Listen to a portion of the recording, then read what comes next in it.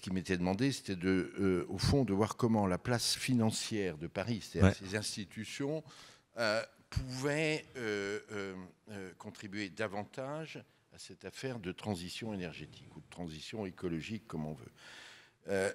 Je me suis assigné 2 objectifs dans ce rapport. Le premier, de répondre à la question, de déboucher sur un plan d'action. Mais la première, c'est de fixer un cadre de réflexion. Parce qu'aujourd'hui, si vous voulez, il y a un point très positif, c'est que tout le monde se pose la question d'être un investisseur responsable vers, c'est vrai, des acteurs, des régulateurs, etc. C'est très positif. Mais aujourd'hui, on vit un moment, de mon point de vue, de grande confusion. Et si on n'y fait pas attention, ces questions, en fait, risquent de se retourner contre tout le monde. Non seulement on n'avancera pas, mais on aura un problème de crédibilité. Alors, quelle est ma vision et que j'ai développée dans ce rapport? Le premier point, c'est de dire que ce que nous avons à faire, ça s'appelle une révolution industrielle. Au début du XIXe siècle, l'humanité vivait à peu près comme au temps des Romains. Et à coup de révolution industrielle fondée sur les énergies fossiles, le charbon, le pétrole et le gaz, nous avons le mode de vie maintenant. Ça a été un formidable développement. Ce qu'on a à faire, très concrètement, c'est de sortir des énergies fossiles, de décarboner l'économie. Aujourd'hui, elle représente 3/4 des énergies dans le monde. Ça veut dire que sortir de ces énergies, il faut déjà avoir conscience que c'est quelque chose de prométhéen. Il ne s'agit pas simplement de sortir de l'énergie, mais il s'agit de modifier les produits.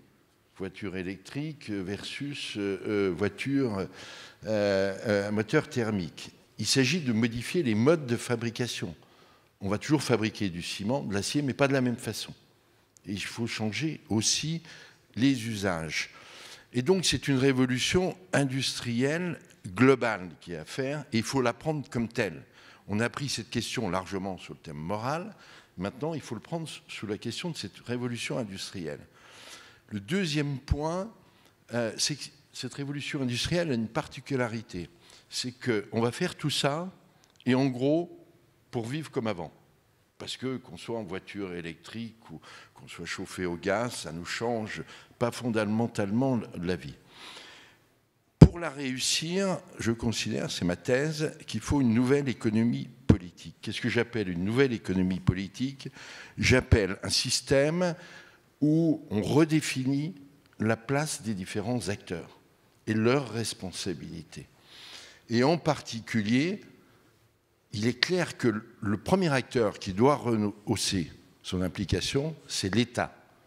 Je veux dire, cette révolution, il faut l'amener pour le climat, mais en intégrant aussi les objectifs de souveraineté, qu'ils soient français, qu'ils soient européens. Et soyons clairs, les politiques publiques de l'énergie, les politiques publiques des transports, de l'aménagement du territoire vont être clés. Et on parlait du sujet européen, on est peut-être très en avance sur les normes, mais quand je compare ce qu'on a fait en Europe sur le plan industriel et ce qui a été fait aux États-Unis, voire en Chine, on est en retard. On n'a pas eu de politique industrielle dans ce sens. Le deuxième changement, il est au niveau des entreprises. Et vous allez comprendre pourquoi j'ai préféré qu'on inverse la question. L'entreprise vit aujourd'hui dans ce qu'on appelle la discipline de marché. Cette discipline de marché, elle a été fixée dans les années 60, à partir des années 70. Elle dit qu'une entreprise, son objectif numéro 1, c'est sa rentabilité financière. 15% de ROE, etc. Aujourd'hui, il faut compléter cette discipline de marché financière par une discipline de marché climat. Ça veut dire qu'une entreprise aujourd'hui, sa ressource rare, considère qu'elle a géré, c'est le cash. Demain, il faut que sa ressource rare soit le CO2. Et je dois dire que beaucoup d'entreprises s'engagent dans cette direction. Je vais prendre des institutions financières. La ressource rare, c'est quoi? Les fonds propres. De fait, on va devoir gérer une nouvelle ressource rare qui s'appelle le montant de CO2 incorporé dans nos portefeuilles. Et donc, ce qui est en jeu, en réalité, c'est de bâtir cette nouvelle économie politique pour répondre à la révolution industrielle. Et c'est pour ça que dans mon rapport, dans les chantiers que j'ai préconisés, le premier s'appelle, moi je l'ai appelé très simplement, la comptabilité CO2. Le système économique s'est développé le jour où on a inventé la comptabilité. Tant qu'on ne comptera pas le CO2 correctement au niveau des entreprises, on peut parler des datas, des données, ça ne sert à rien. Et clairement, dans l'ordonnancement européen, on a mis la charrue avant les bœufs. C'est-à-dire qu'on est en train de dire qu'il faut mesurer dans les entreprises, dans les fonds, la part du vert et du pas vert, etc., alors que les entreprises ne sont pas encore en situation de les compter. On n'a pas encore défini les normes. Ce sera 2025, rappelait Bertrand de Juvigny. Le deuxième, il faut standardiser ces méthodes d'analyse extra-financière, si vous voulez. Parce qu'aujourd'hui, c'est une tour de Babel, soyons clairs.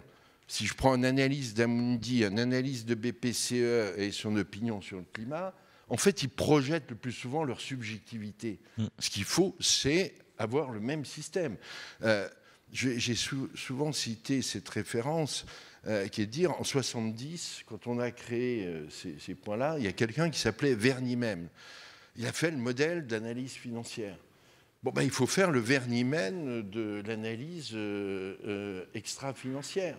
Si vous voulez. Il faut qu'un analyse de Moody's, un analyse de BNP, quand il regarde une entreprise, il peut arriver à des conclusions différentes, mais il faut que le socle d'analyse soit commun.